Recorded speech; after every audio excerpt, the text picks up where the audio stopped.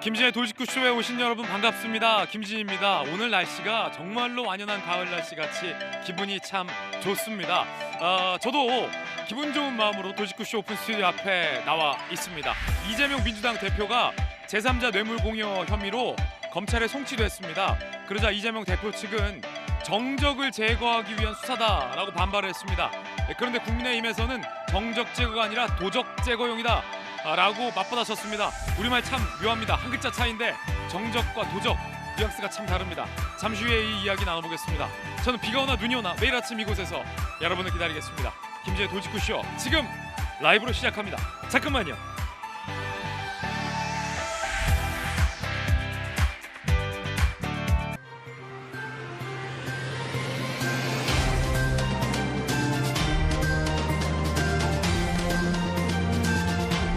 신문 읽어주는 남자입니다. 우리말 참 묘합니다. 아름답기도 하고 한 글자 차이인데 느낌이 어떻게 이렇게 다를까요? 정적 그리고 도적. 과연 국민 여러분들은 어떤 적으로 볼까요? 잠시 후에 이야기 나눠보겠습니다. 이재명 대표의 이야기입니다. 오늘 조간신문 4가지 키워드 준비되어 있습니다. 자, 먼저 첫 번째 키워드부터 공개하겠습니다. 첫 번째 키워드는 바로 이겁니다. 앞서 말씀드렸던 키워드가 나왔네요. 적. 동아일보 6면에도 쓰고 있습니다. 참 흥미롭게 기사 썼는데 함께 보시죠. 이재명 대표는 정적 제거에 국가 역량을 소모한다며 본인을 향한 수사를 비판했습니다. 그러자 권성동 국민의힘 원내대표는 정적 제거가 아니라 도적 제거 위한 마땅한 수사다라고 받아쳤습니다. 정적이냐 도적이냐 그것이 문제로다. 여러분들은 과연 어떻게 생각하십니까? 국민 여러분들의 판단도 궁금해집니다. 다시 말해서 이재명 대표가 성남시장 당시에 두산건설 부지 용도 변경을 승인해 줬는데 그걸 대가로 성남FC에 두산이 거액의 후원금을 준 것 아니냐, 뇌물 관계 아니냐 경찰은 이렇게 의심하고 있는 겁니다. 잠시 후에 이야기 나눠보겠습니다. 두 번째 키워드입니다. 두 번째 키워드는 이겁니다. 각오. 한국 경제지 기사 준비되어 있는데 이면입니다. 어떤 기사일까요? 하루 새 17원 뛴 원달러 환율 1,450원도 각오해야 한다. 해외여행을 계획하거나 해외에 살고 있는 우리 국민들은 정말 비명이 나올 법한 그런 기사입니다. 원달러 환율 1,400원대 육박했습니다. 그런데 더 오른다라는 겁니다. 미국 인플레 장기화 공포, 말 그대로 정말 공포입니다. 이어서 다음 키워드입니다. 세 번째 키워드는 무엇일까요? 이겁니다. 깡통. 조선일보 4면이 쓰고 있는 기사인데 오늘 이 뉴스 잘 읽어보시고 각별히 조심하셔야겠습니다. 어떤 깡통일까요? 깡통 전세 사기가 극성을 부리고 있습니다. 특히 서울 등촌동, 인천 남촌동, 수도권 13개 지역에서 전셋값이 집값을 추월했는데 이렇게 되는 걸 우리가 깡통 전세라고 합니다. 여차하면 집을 경매에 넘겨도 전세 보증금을 돌려받을 수 없는 일이 생길 수 있고 이렇게 될 경우 전세 사기의 가능성도 상당히 높아집니다. 그렇기 때문에 각별히 조심하셔야겠습니다. 특히 이 같은 깡통 전세 지역에서 전세 보증금을 돌려받지 못하는 전세 사기가 최근 급증하고 있다고 합니다. 이어서 네 번째 키워드입니다. 네 번째 키워드는 이겁니다. 천억. 오늘 중앙일보가 이면에 쓰고 있는 기사인데 천억, 엄청난 금액이죠?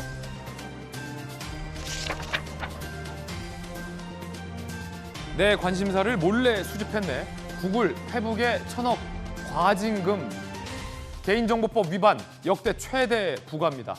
다른 웹, 앱 활동 정보까지 구글과 페이스북이 수집하면서 명확히 사용자에게 알리지 않고 이 맞춤 광고에 써먹었습니다. 이걸 보는 시각은 다양합니다. 4차 산업혁명 시대의 이 산업기술이다라는 측면도 있고 개인정보가 무분별하게 이 같은 거대 공룡 기업들에게 수집되고 있다. 이건 피해다라고 보는 시각도 있습니다. 여러분은 어떻게 생각하십니까? 적어도 우리 정보 수집하는 건 좋은데 우리 정보 뭘 가져갔는지는 알려줘야 할지 않을까요? 그게 바로 이 과징금의 배경이 아닐까 싶습니다. 지금까지 신문 읽어준 남자였습니다.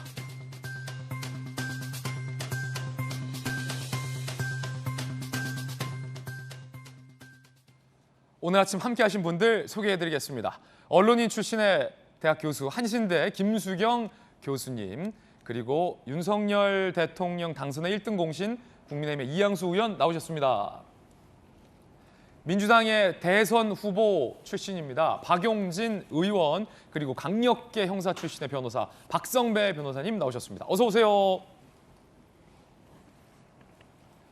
정적이냐 도적이냐 그것이 문제로다.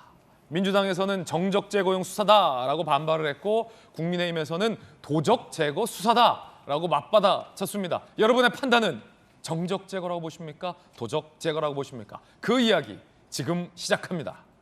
정적, 도적, 정적. 경찰의 추가 증거는 무엇이었을까? 상당히 궁금합니다. 어제 마침 국회에서 행안위가 열렸습니다. 윤익은 경찰의 수장이 그 자리에 참석을 했고, 당연히 민주당은 이재명 대표를 향한 경찰의 수사 결과가 바뀐 것을 두고 맹공세를 퍼붓습니다. 그에 대한 경찰의 수장의 답변은 무엇이었을까요? 추가 증거가 나왔다라는 겁니다. 들어보시죠. 성남 FC 광고비 관련해서 검찰이 송치를 했는데 불과 1년 전에는 불송치 결정을 내렸던 거 아닙니까? 네. 뭐가 달라진 거죠? 보안 수사 과정에서 사건 관계자의 진술이 번복이 됐고요. 압수수색을 통해서 그 진술에 부합하는 객관적인 증거가 추가적으로 발견됐다, 이렇게 지금 알고 있습니다. 이재명 대표의 개인 호주머니로 돈이 들어갔다는 증거가 나온 것입니까? 3년 3개월 동안 탈탈 털어가지고 아무런 정황상의 다른 게 없는데 국민을 너무 우습게 보는 거 아닙니까? 관련 법리 또는 판례 등을 고려해서 판단한 것으로 저는 청장님은 그럼 이건 누가 봐도 정말 어이없는 정치 보복이에요. 어떻게 기획이 됐는지 모르겠지만 이렇게 하면 안 됩니다. 이재명 죽이기 전담 경찰청입니까? 2018년에 고발된 사건이 4년 만에 검찰에 송치됐습니다. 문재인 정부 시절에 조사했으니까 면죄부를 주는 건가 아닌가, 이렇게 생각하는 국민들도 많단 말이죠. 네, 그 부분은 전혀 그렇지 않다는 말씀을 드리고요. 이 보안 수사 과정에서 번복되는 진술에 따라 가지고 그 객관적인 증거가 압수수색 등을 통해서 일치하는 증거가 나온 겁니다. 여야 모두 경찰을 질타했습니다. 그런데 그 방향은 달랐습니다. 민주당에서는 검찰이 한번 무혐의 냈던 결론을 정권 바뀌었다고 왜 손바닥 뒤집듯 뒤집었냐, 이거 전형적인 보복 수사 아니냐라고 경찰을 몰아세웠고, 국민의힘에서는 문재인 정부 내내 계속 봐주게 하다가 이렇게 뒤늦게 검찰에 송치하는 법이 어딨냐, 정권 눈치 보느라 부실 수사했던 것, 봐주기 수사했던 것 아니냐라는 질타였습니다. 여러분 어떻게 생각하십니까? 이 얘기 여야 두 분 의원들께 간단히 먼저 들어보고 이야기 진행하겠습니다. 먼저 박용진 의원님, 네.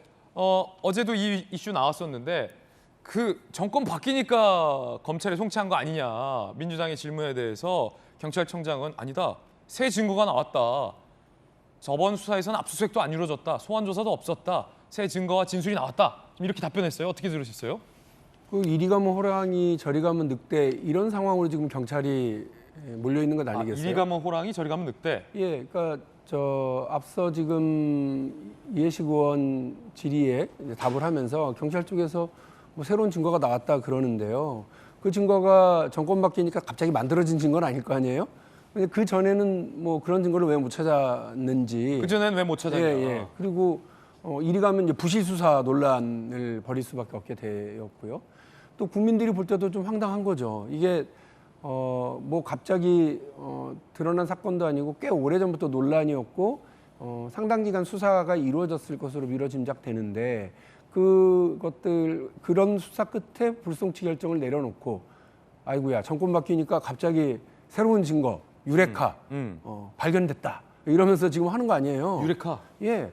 해경은 말이죠. 서해 공무원 피격 사건을 둘러싸고 정권 바뀌니까 자기들이 내놨던 것과 또 그 이전에는 월북이라고 그랬다가 그 뒤에는 월북이 아니라고 얘기를 하면서 완전히 정권 바뀐 뒤에 달라진 입장을 내놓을 때 네네. 사표도 같이 냈어요. 그렇지 않습니까? 네. 근데 이 경찰은 잘했다고 지금 저러고 있잖아요. 난감합니다. 제가 볼 때는 예.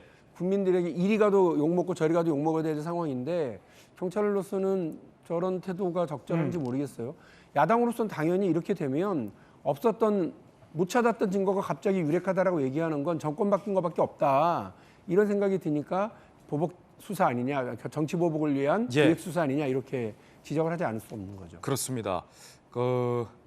이해를 위해서 추가 설명을 드리면 경찰이 발견했다는 증거는 언론 보도를 통해서 전해지고 있는데 지난번에는 압수수색도 없었고 이번 수사를 하면서 압수수색을 들어갔는데 두산 부지의 용도 변경을 성남시가 해주는 대가로 두산과 성남시 공무원들이 주고받은 이 공문 내용에는 용도 변경을 해주면 성남FC에 후원하는 방안을 서로 양측이 논의했던 증거를 경찰이 발견했다, 확보했다라고 보도되고 있습니다. 어쨌든 경찰이 두 가지 수사 결과를 내놨었잖아요. 먼저 번 수사는 무혐의, 이번 수사는 검찰 송치. 그럼 두 수사 결과 중에서 박용진 의원님은 전의 수사 결과를 믿으신다는 말씀이십니까? 만일에 예. 경찰 당국이 이번 수사가 더 잘된 수사다라고 얘기를 하고 싶으면 사표 내고 시작하시라고요. 사표. 일단 사표. 해경처럼 사표를 내고 우리가 그때 참 부실했어요. 사표 적용. 그렇게 예. 해야 앞뒤 말이 되고 네. 자기 스스로가 이 궁색한 지경을 벗어나지. 예. 정권 바뀌기 전에는 불송치 결정. 정권 바뀌니까 이거는 문제가 있어서 송치 예. 결정. 이러면 어느 국민이 믿겠습니까? 일단 다 못 믿겠다, 경찰 수사는. 네. 자, 그렇다면 이번엔 국민의힘의 이양수 의원님, 민주당에서는 지금 다 못 믿겠다 나서고 있고 경찰 입장에선 증거가 나왔다. 사실 윤희근 청장 입장에서는 지난번에 내가 수사한 것도 아닌데 나한테 왜 이러냐라는 심정일 것 같기도 한데 오히려 국민의힘 입장에서는 지난 문재인 정부 때 이루어졌던 경찰 수사가 이 봐주기 수사 아니야 이렇게 의심하고 있어요. 근데 당연한 거죠. 그리고 모든 국민들이 아마 대부분 그렇게 생각하고 이게 계실 당연히 거예요. 봐주기 수사다. 예. 왜냐하면 그 박용진 지금 의원님 말씀대로 이제 책임을 지고 사표를 내야 될 사람이 있죠. 예. 문재인 정부 당시에 경찰의 그 관련자들 수사를 책임졌던 사람들은 네네. 봐주기 수사한 걸로 책임을 져야죠. 네. 사실 이번에 그 발견된 공문이나 이런 거는 조금만 수사를 하면은 다 발견할 수 있는 거였습니다. 그때 예. 발견 못할 것들이 아니에요. 그냥 압수수색 한 번만 했으면 발견될 압수수색 수 한 있는 번만 거다. 했으면 당연히 발견할 수 있는 것들이 일부 공식적으로 왔던 공문과 그리고 두산에서 내부적으로 회의했던 문건이었기 때문에 이지 에비던스. 그렇습니다. 아주 쉬운 겁니다. 70억짜리 병원 부지를 용도 변경해서 6천억을 넘게 만들어주고 대신 성남FC에 40억이라고 하는 후원금을 받고 그중에 몇억 원은 수수료 성과급으로 지급을 하고 이런 그 관계거든요. 그러니까 그 용도 변경이 없었으면 성남FC에 대한 후원이 없었어요. 그러니까 당연히 제3자 뇌물이죠. 이거는 그 당시에 그 경찰 관계, 수사 관계자들이 예. 얼마나 부실하게 수사를 했는지를 그냥 명백히 알 수 있는 네. 너무너무 쉬운 증거이기 때문에 이거는 민주당 의원님들도 너무 이렇게 막 예. 뭐 이렇게 의혹 규명에 대해서 너무 반론 제기하고 이러기가 좀 어려우실 거예요. 그래서 예. 제 생각에는 민주당 그때 문재인 정부 때 그 수사 책임자들 지금 당장이라도 이실직고 하고 예. 사표들 내시고 그리고 양심 선언하시고 수사를 올바른 방향으로 제대로 이끌어 가지고 이제 잘 가져가야 되는데 지금까지는 아직 이재명 그 대표의 그 뭐 명확한 관계라든가 이런 게 지금 아직 안 나왔어요. 예. 근데 이제 이재명 대표는 지레 지금 이거는 정적 제거다라고 하는 건데 그렇다면은 그 당시에 시장이 그 이재명 대표였는데 예. 시장이 어떻게 굉장히 중요한 역할을 한 거 아닌가라는 예. 그런 추측을 가지고 경찰이 보다 적극적으로 수사를 해서 예. 명명백백하게 의혹을 밝혀야 된다 생각합니다. 이 자리에서도 여야를 대표해서 나온 두 명의 의원님이 모두 다 경찰을 질타했습니다. 방향은 정말 다르죠. 자, 그럼 경찰 출신 박성배 변호사님. 아니 지금 여야 부부 의견 들어보니까 경찰이 대한민국 경찰이 정권에 따라서 싹 이리 놓았다가 싹 그런 집도 아닙니까? 지금 두 분 다 그런 지적이잖아요. 바람 부는 거에 따라서 샥 박성배 강력계 형사는 안 그랬죠? 네, 그랬던 것 같습니다. 예. 과거에 검사가 경찰을 수사 지휘할 수 있을 때는 검사가 수사 지휘를 내려보내면 경찰은 되도록이면 수사의 주체인 검사의 의사에 따라서 결론을 바꾸는 경우가 상당히 그랬군요. 많았습니다. 그렇지만 작년부터 검사는 경찰에 대해서 보완 수사 요구만 할 수 있죠. 현재는 과도기인 것 같아요. 네. 예, 검사가 보완 수사 요구를 할 경우에 경찰은 결론을 바꾸기도 하고 종전 결론을 그대로 유지하기도 하는 것 같습니다. 이 사건도 성남 FC 사건 중에서는 두산건설 부분만 그 결론을 바꾸고 나머지 5개 기업에 대해서는 종전 무혐의 결정을 그대로 유지했습니다. 아, 그렇군요. 아울러 추가 수사를 진행해봤지만 예. 이 대표 측에 자금이 흘러 들어간 정황은 발견하지 못했다는 발표도 하고 있는 상태입니다. 예. 일단은 검사가 보완 수사 요구를 해왔기 때문에 재차 검토를 했고 일부 결론만 바꾸게 된 것으로 보이는데 그렇군요. 다 바꾼 게 아니다. 다 바꾼 게 아닙니다. 그러니까 정권 바뀌었다고 경찰이 바꾼 게 아니다. 6개 중에서 5개는 예. 그대로 유지하고 1개만 바꾼 셈이 그렇군요. 되는 것이거든요. 네. 그리고 이 사안은 이 단순 수뢰죄가 아니라 제3자 뇌물 제공죄가 성립한 사안입니다. 예. 제3자 뇌물 제공죄가 성립하면 자연스럽게 수뢰 부정처사죄, 즉 뇌물을 받고 용도를 변경해 준 범죄까지 동시에 성립하면서 그 죄가 결코 가볍지 않아 다툼이 상당히 치열할 것으로 예상되는데 이 단순 수뢰죄와 제3자 뇌물 제공죄는 그 요건상 부정한 청탁을 요건으로 하는지가 큰 차이가 있습니다. 청탁이 있었는가? 부정한 청탁. 예. 즉 공무원이 직무와 관련해 금품을 직접 받거나 제3자에게 금품을 제공하도록 한 경우에 범죄가 성립하는 점, 이 점까지는 그 요건이 동일하지만 단순 수뢰와 다르게 제3자 뇌물 제공죄는 부정한 청탁이 반드시 있어야 합니다. 예. 그런데 이 부정한 청탁과 관련해서 판례가 상당히 엄격하게 해석하고 있는데 이 금품이 직무집행의 대가라는 점에 대해서 금품을 제공하는 측이나 금품을 요구하는 공무원 측 양 당사자가 모두 공통의 인식을 가지고 있어야 한다는 겁니다. 즉 금품을 제공하는 측에서 막연히 금품을 제공하면 잘해주겠지라는 기대감에 금품을 제공한 것만으로는 부정한 청탁이 인정되지 않는다고 보고 공모를 있거든요. 해야 된다. 자진의 충분한 공모가 있어야 예. 된다는 겁니다. 이 경찰은 이 점을 염두에 두고 있는 것 같아요. 그래서 이 두산건설과 성남시가 용도 변경을 합의할 당시부터 광고 후원금 관련 논의를 하였다는 인식을 하고 있는 것 같은데 과연 이 논의를 부정한 청탁으로 볼 것인가, 즉 양측이 공통의 인식을 가지고 있었던 것인가, 두산건설이 막연한 기대감으로 돈을 제공했던 것에 불과한 것은 아닌가, 이 점을 두고 법리적인 다툼이 굉장히 치열할 예. 것으로 보입니다. 그 요건이 상당히 까다롭습니다. 자, 이 경찰 출신 또 박선배 변호사님의 이야기도 들어봤습니다.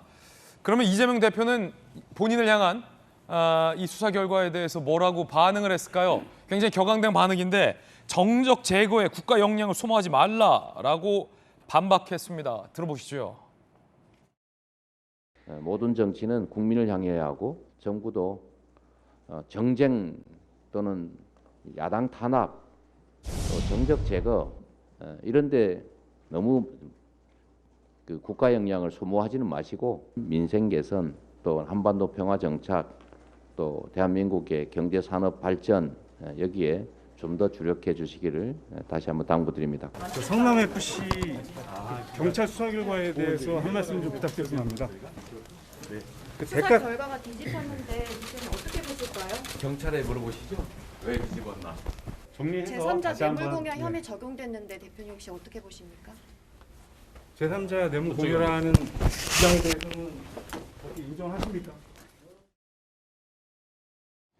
정적 제거에 국가적 역량을 소모하지 말라. 지금 이 성남FC 후원과 두산의 부지 용도 변경 의혹, 제3자 뇌물 공여 의혹에 대해서, 혐의에 대해서 정적 제거형 수사다라고 이재명 대표는 반발한 겁니다. 그럼 국민의힘에서는 어떤 입장일까요? 권성동 원내대표입니다. 정적 제거가 아니라 도적 제거다. 한 글자만 바꿨어요. 정에서 도로, 도적 제거다. 대한민국 헌정사에 이렇게 많은 범죄 의혹 안고 선출된 야당 대표가 있었나? 검경 수야말로 야당 정상화의 시작이다라고 맞받아쳤습니다. 정상적인 수사를 갖고 무슨 정적 제거냐? 도적 제거다라고 받아쳤습니다. 김수경 교수님, 어려운 질문 드립니다. 자, 지금 야당에서는 이거 정적 제거 수사다라고 얘기하고 있고 여당에서는 아니다, 도적 제거 수사다. 김수경 교수께서 보시기엔 뭐 정적입니까, 도적입니까? 확정적으로 말하기는 어려운데 본인 입으로 말하기는 정말 민망한 이야기다라는 생각이 듭니다. 사실 이재명 대표가 예전에 그런 얘기했죠. 자기 일가, 그러니까 처와 자신에 대한 수사 자체가 국기문란이라고 얘기를 했었어요. 수사 자체가.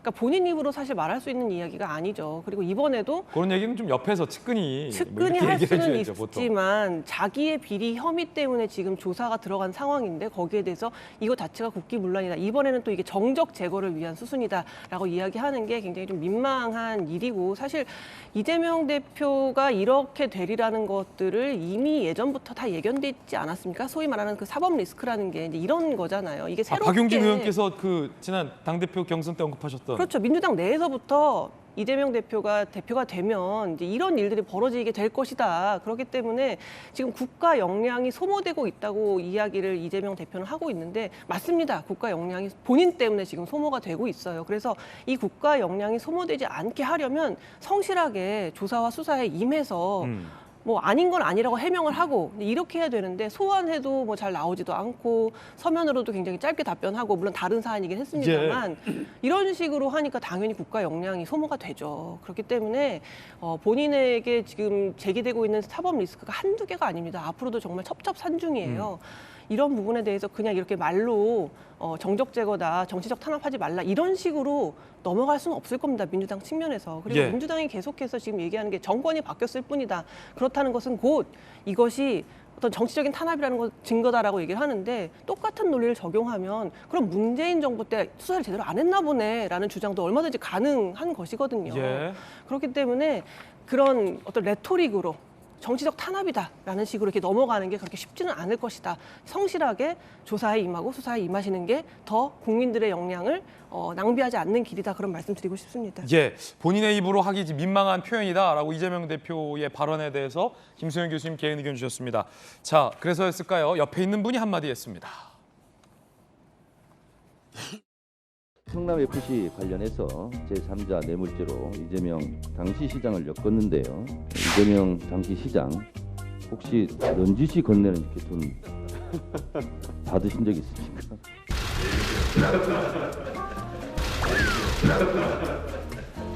윤석열 정권에서는 있는 죄도 없는 죄가 되고 없는 죄도 있는 죄가 되는 그런 정권인 것 같습니다. 무리한 정치 탄압 수사가 아닐까. 정청래 의원이 일종의 어떤 이재명 대표 퍼포먼스를 한 겁니다.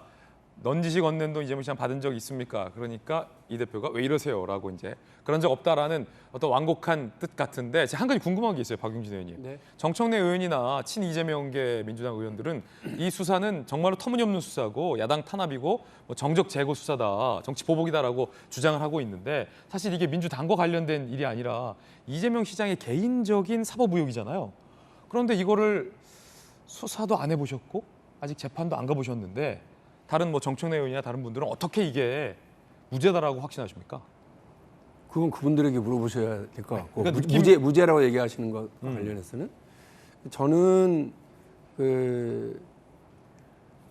지금 우리 민주당에서 이 문제를 그러니까 이재명 당 대표의 문제니까 지금 저희들이 이거를 개인의 문제라고 얘기하지 않는 거예요. 당 대표이기 때문에. 예. 그리고 사실 이재명 당 대표가 뭐 윤석열 대통령과 지난 대통령 선거에 겨뤘고 또 여당으로 볼 때는 국회 제1당 거대 야당을 이끌고 있으니까 어떻게든 흔들고 정치력을 이렇게 축소시키려고 해야 되는 대상인 거고 그러니까 일종의 라이벌이고 계속해서 궁지로 몰려고 하는 그런 것들이 작동할 거다. 예. 뭐 당연히 좀 그렇게 생각하고 있습니다. 그런 측면에서 어설프게 뭐 경찰이 수사 결과가 이제 뒤집힌다거나 또 어설프게 이전 정부에서 했었던 그 정책에 대해서 뭐 전면적으로 수사에 들어간다거나 망신주기를 한다거나 갈라치기를 한다거나 이런 것들이 연속적으로 계속되고 있기 때문에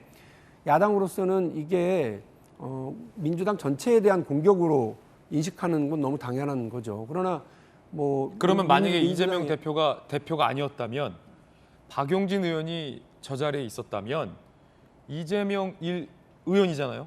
의원을 향한 수사에 민주당 전체가 이렇게 반발할 상황은 없었을 거다. 당 대표이기 때문에 생겨나는 반응들은 분명히 더 있죠. 아, 그렇군요. 그렇다고 예를 들어서 당 대표가 아니지만 저희가 지금 박지원 전 국정원장에 대해서 디펜스 안 합니까? 그리고 이전 정부에서 민주당 그 문재인 정부에서 있었던 정책적 결정과 관련해서 뭐 예를 들면 탈원전 정책과 관련해서 혹은 친환경 재생에너지 관련해서도 저희가 얼마든지 이 정부에 대해서 잘못된 것들 그리고 우리 인사에 대해서 뒤집게 하려고 그러는 망신주기, 쫓아내기, 솎아내기 하려고 그러는 감사원의 지금 감사원의 태도 이런 부분에 대해서 저희가 비판적으로 얘기하지 않습니까? 그러니까 저희는 요 같은 궤에 있다고 지금 생각을 하시면 될 것 같고요. 예. 제가 여기서 한 가지 진짜 진심을 담아서 말씀을 드리는데 권성동 원내대표님 곧 물러나실 건데 그러지 않으셨으면 좋겠어요. 아니 도적이라고 얘기하시면 이제 어떻게 하실 거예요? 정기국회 끝나면 윤석열 대통령이 원하는 법안도 있고 예산도 통과시켜야 될 거 아니에요. 도적 당대표한테 가서 손 벌릴 거예요? 예산 통과시켜달라, 법안 통과시켜달라? 무슨 짓을 하시는 건지 알고 계시고 좀 저러는 건지 모르겠어요. 아, 도적 당대표에게 가서 손 벌릴 거냐? 지금 그렇게 얘기하시는 거잖아요. 예. 도적이 이끄는 거대 야당한테 가서 이 법도 통과시키고 나라를 위해서 이렇게 합시다. 국방을 위해서 이런 예산도 좀 올립시다. 경제를 위해서 이렇게 경제 법안을 통과시킵시다. 그런 얘기를 하실 거냐고요. 왜 아무 생각도 안 하고 그렇게들 얘기하시는지 잘 모르겠어요. 지금 원내대표 자격으로 그런 얘기를 하시는 거잖아요. 그럼 그 다음에 오는 원내대표가 그건 이전 원내대표가 한 일이고 난 몰라요. 나는 도적이라고 생각 안 해. 이러면 끝나요? 이러니까 야당은 또 야당을 지지하는 국민들께서는 저거 봐라. 사법부는 사법부대로 아니 사법부가 아니라 검찰은 검찰대로 경찰은 경찰대로 또 여당은 여당대로 이렇게 계속 야당 공격만 하는구나. 이렇게 보시는 것 아닙니까? 협치라고 하는 말은 자고 일어나서 그 까먹는 잠꼬대가 아니잖아요. 국민들 앞에서 세상에 여당의 원내대표가 법안과 예산을 통과시켜야 될 주력 역할을 가지고 있는 여당의 지도부가 야당 그것도 국회 제1당의 야당 대표를 도적이라고 하다니요. 말도 안 되는 겁니다. 제가요. 배지를 달지 않고 당의 대변인을 꽤 했어요. 예. 되게 영광스럽게 생각을 합니다. 그런데 문희상 비대위원장, 저희 야당이 어려웠었을 때, 예. 그때 민주당이 야당이었을 때 저를 대변인으로 다시 임명을 하면서 내가 박용진을 믿어. 다 잘하더라. 그런데 한 가지만 내가 유의사항을 해줄게. 그건 꼭 지켜라. 대통령과 여당 대표를 비판해야 될 때가 있으면 웬만하면 하지 말고 해야 될 때가 있으면 그건 나한테 꼭 미리 보고하고 해. 저는 그 말씀이 맞다고 봐요. 그래서 저는 웬만하면 제가 그 박근혜 대통령이나 혹은 그 당시 황우려 당대표를 공격하는 논평을 거의 안 썼어요. 써야 되는 경우가 있으면 진짜로 비대위원장한테 가서 이렇게 해도 되겠습니까? 여쭤봤다고요. 그만큼 상대당의 리더를 존중하고 이끌고 해야 겉으로 볼 때는 뭔가 좀 불만스럽고 부족한 사람이다 하더라도 거기를 대표하는 사람 아니에요. 그러면 그렇게 잘 예우해주고 대우해서 내 대화의 파트너로 인정을 해줘야 정치가 풀어져 나가고 뭐가 되지. 세상에 여당으로 그 국회를 이끌어 나가야 되고 국정을 이끌어 나가야 되는 여당의 원내대표가 그리고 지금 여당을 법적으로 대표하고 계시는 분이 야당의 당대표를 저런 식으로 표현하는 게 저는 납득이 안 갑니다. 네. 여러분 어떻게 생각하십니까? 본인을 향한 수사에 대해서 정적 제고용이다라고 얘기하는 야당 대표. 야당 대표를 향해서 도적이라고 맞받아친 여당의 원내대표. 그 이전에 민주당에서는 윤석열 대통령을 향해서 임기 못 채울 것이다 라는 논평을 여러 차례 낸 바도 있습니다. 정치 상황이 도끼인 객끼인 것 같습니다. 자, 이재명 대표가 봉하마을을 찾았습니다. 권양숙 여사를 예방했습니다. 겉으로는 이재명 대표가 태어난 척하지만 속내는 어떨지 참 궁금합니다. 함께 보시죠. 어제 봉하마을행 이재명 대표, 권양숙 여사 정치의 사법적 얘기들이 많이 나오니 우려된다. 이럴 때일수록 민생 챙겨야 된다라는 좋은 말씀 덕담으로 건넸습니다. 민주당 관계자는 노 전 대통령과 동병상련이다 라고 생각한다. 이런 점을 지지층에게 드러내기 위한 의도도 있을 것이다 라고 이야기를 했습니다. 이진복 정무수석이 민주당 이재명 대표가 요구한 영수회담을 거절했습니다. 대신 순방 이후에 여야 대표랑 같이 보자고 얘기했습니다. 함께 보시죠. 윤석열 대통령님께 허심탄회하게 머리를 맞대고 논의할 수 있는 민생경제 영수회담을 다시 한번 촉구합니다. 영수회담의 자체에 대해서 용어 자체를 대통령이 인정하지 않습니다. 과거에 여당의 총재가 대통령이 있을 때는 그 영수회담이라는 이야기가 일리가 있지만은 지금은 대통령과 당대표와의 만남 뭐 이런 쪽으로 가야 된다. 비대위원회가 이제 만들어지고 정의당도 비대위원회가 이제 뭐 정리가 되어지면 대통령 해외 순방 다녀오고 나서 당대표, 원내대표 이렇게 만나는 것도 한번 고려해 볼 필요가 있다. 자, 이양수 의원님 어떻게 보십니까? 그 여러모로 보면은 이재명 대표께서 민주당의 대표로 계신 게 아마 민주당한테는 상당한 비극이 아닌가 이런 생각이 들어요. 저기 옆에 계신 박용진 의원께서 되셨더라면 아마 저런 사법 리스크는 거치지 않았어도 됐을 텐데 아마 민주당이 아마 총력을 당해서 당의 모든 자원과 이런 것들을 동원해서 대표의 사법 리스크를 아마 방어하려고 노력을 할 겁니다. 네. 하지만 워낙에 그 여러 가지가 있고 선거법부터 뭐 제3자 뇌물 그리고 대장동, 백현동 사건이 줄줄이 있기 때문에 당력을 아무리 동원해도 그게 가능할지 좀 저는 막아내기 어려울 것이다 이렇게 예측을 하고 또 하나는 진실은 국민들은 다 알고 계시고 그리고 그 진실을 파헤치는 것을 방해하는 세력이 민주당이 돼서는 안 된다 이런 생각을 더 해보고요.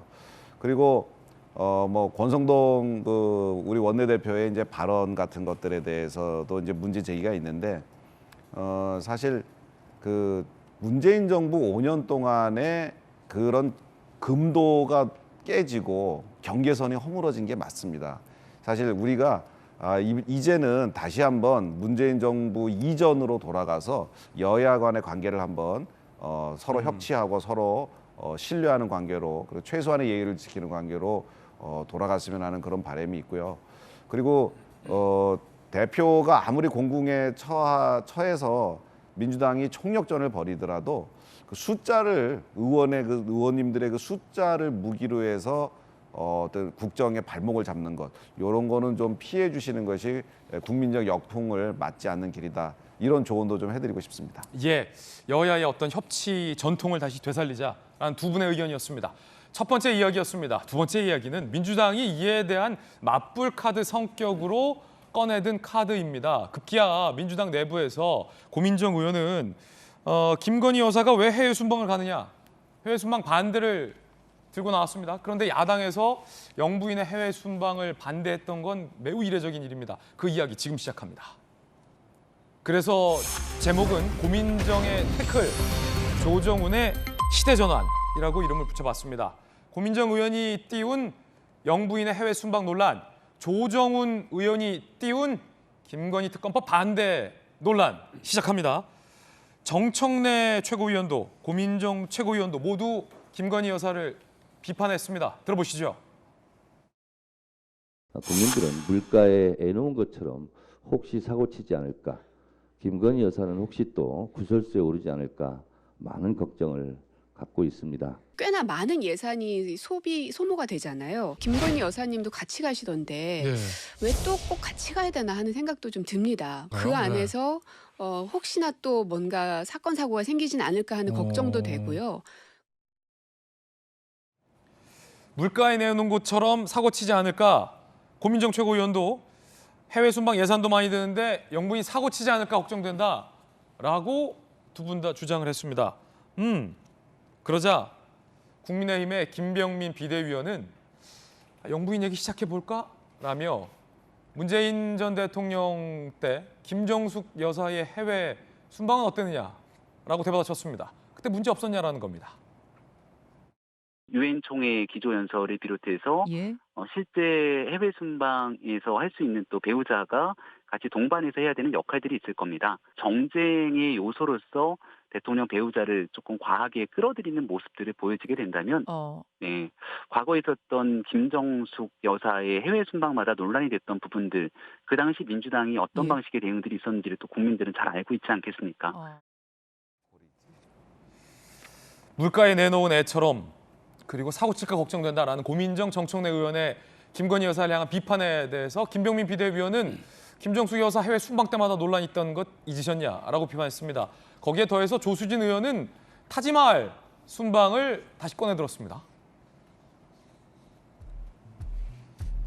민주당 의원 주장 그대로 돌려드린다. 해외 순방 예산 많이 드는데 김 여사가 꼭 가셔야겠어요. 라고 했는데 자, 이 타지말 순방 김수현 교수님, 그때 뭐 어떤 논란 있었습니까? 사실 그때 이 김정숙 여사 단독으로 대통령 없이 혼자서 이제 인도를 방문하고 타지마할을 방문해서 저렇게 사진을 찍은 일이 있었는데요. 사실 이렇게 대통령 영부인이 단독으로만 대통령 없이 해외 순방을 가는 경우는 굉장히 이례적입니다. 예전에 김대중 대통령 시절에 이호 여사가 딱 한 번 그런 적이 있었고 대부분은 이제 대통령을 동반해서 이제 가게 되는 거죠. 그런데 그때 이제 한 언론사와의 어떤 법적 공방 과정에서 사실 저 때 인도에서 방문을 요청했던 것은 김정숙 여사가 아니었고 원래는 강경화 장관을 요구했었는데 청와대 측에서 김정숙 여사가 가겠다라고 해가지고 가게 됐다라는 게 이제 밝혀져가지고 굉장히 큰 논란이 됐었습니다. 왜냐하면 당초 청와대에서는 인도에서 하도 김정숙 여사를 보내달라고 요청을 했기 때문에 간 거라고 얘기했었거든요. 그런데 법적 공방 과정에서 그게 아니었다는 게 밝혀져가지고 굉장히 논란이 됐었는데 사실 이런 논란이 많이 있었죠. 이전 정부에서 김정숙 여사의 옷값이라던가 뭐 특활비가 어떻게 사용된다든가 아니면 해외 순방 관련해서 여러 가지 문제들이 있었는데 그때 민주당에서 혹은 대통령 청와대에서 그렇게 명확하게 해명을 잘 하지 못했던 부분이 있었습니다. 그래서 그 부분들을 많이 지금의 여당이 국민의힘에서 공격을 했었죠. 그렇기 때문에 사실 국민의힘이 그것이 문제라고 생각한다면 지금 김건희 여사와 관련해서도 그런 문제가 전혀 발생하지 않게 해야 되는 게 맞죠. 예. 사실 김건희 여사 관련해서 뭐 해외 순방 같이 갈 수 있다고 생각해요. 그게 외교적으로 당연히 뭐 같이 가야 되는 상황들이 있겠죠. 하지만 지금 문제가 되는 것이 같이 갔을 때 여러 가지로 공적으로 깔끔하게 처리되지 않는 부분들이 자꾸 발생하다 보니까 지금 문제가 되는 것이기 때문에 사실 대통령실에서는 이 부분을 뭐 제2 부속실을 만들든 아니면 뭐 특별감찰관을 붙이든 여러 가지 그런 시스템 안에서 대통령 영부인의 김건희 여사의 일정들이 소화될 수 있도록 시스템 안에서 이렇게 갖춰져야 되는데 그게 안 되고 계속 사적으로 뭐 어떤 인원이 동원된다거나 아니면 뭐 장신구가 사적으로 뭐 빌린다거나 이런 일들이 계속 반복되니까 지금 국민의힘 측에서는 김정숙 여사 문제 없었냐라고 얘기하기보다는 우리가 그런 이전 정부의 문제점이 무엇인지 너무 잘 알고 있기 때문에 예. 김건희 여사와 관련해서는 이런 문제가 전혀 없게끔 최선을 다하겠다라고 대응하는 것이 오히려 더 맞지 않을까 싶습니다. 예, 자 이양수 의원님, 앞서서 이제 우리가 박용진 의원님의 주장을 들으면서 고개가 끄덕이는 대목이 있었는데 이제 도적, 여야 간의 어떤 예의, 금도 이런 말씀 두 분 다 공히 주셨잖아요. 사실 영부인을 향해서 물가에 내놓은 애 같다, 사고 칠까 걱정된다, 고민정 최고위원 등의 이 발언이 대통령과 영부인 입장에서는 굉장히 사실은 모욕적으로 들릴 수 있는 발언이거든요. 어떻게 보셨습니까? 뭐 저도 그렇고요. 대통령과 영부인에 대한 모욕을 주려고 일부러 그런 얘기를 한 거죠. 그리고 또 그런 이야기를 듣는 국민들도 어떻게 보면 같이 모욕당하고 있다고 봐도 된다고 봐요. 그리고 영부인 문제들, 전 현직 영부인 문제들을 너무 정치에 끌어들이는 것이 과연 국익에 도움되느냐, 이것도 저희가 좀 한번 생각을 해봐야 되고요. 그런 의미에서 요즘 조정훈 의원께서 좀 이야기하시는 것은 상당히 좀 의미가 있고 파장이 있다라는 생각이 듭니다. 저는 정치가 뭐 권력을 잡기 위한 수단이지만 그 전에 국익이 우선해야 된다라는 그런 생각이 있고, 우리 국내에서의 언론과 국내에서의 이 여야 간의 반응을 해외 언론들이라든지 해외 정가에서도 다 보고 있습니다. 예. 사실은 지금 대통령과 영부인이 국제 무대에서 국익을 위한 외교를 떠나는데 거기에 꼭 이렇게 좀 안 좋은 말들로 이렇게 빛을 먼저 바래게 하는 것이 과연 국익에 좋을까 하는 것을 국회의원이라면 한번 생각해 보시기 바랍니다. 예, 굉장히 중요한 해외 순방을 앞두고 일부러 이 모욕 주기가 과연 국회의원으로서 적절하냐라는 비판, 박윤진 의원님 어떻게 보십니까? 저는 뭐 처음에 저 얘기가 뉴스에 나왔을 때 그 놀러 가는 게 아닌데 놀러 가는 게 아닌데 굳이 저런 논란이 있을 필요가 있겠나 하는 생각이 듭니다. 그런데 다만 이제 지적하고 싶은 건 아까 우리 김수경 교수님 말씀하신 거 맞는 말씀 같아요.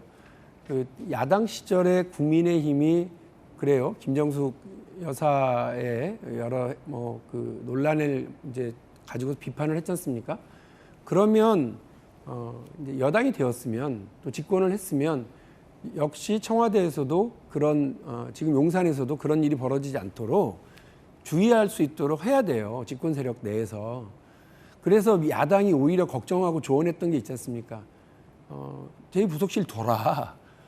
공약 어겼다고 뭐라고 안 할 테니까 제2 부속실 둬서 충실하게 대통령 영부인의 일정을 공적으로 다뤄라. 사적으로 두지 마라. 이렇게 조언됐던 것 아닙니까?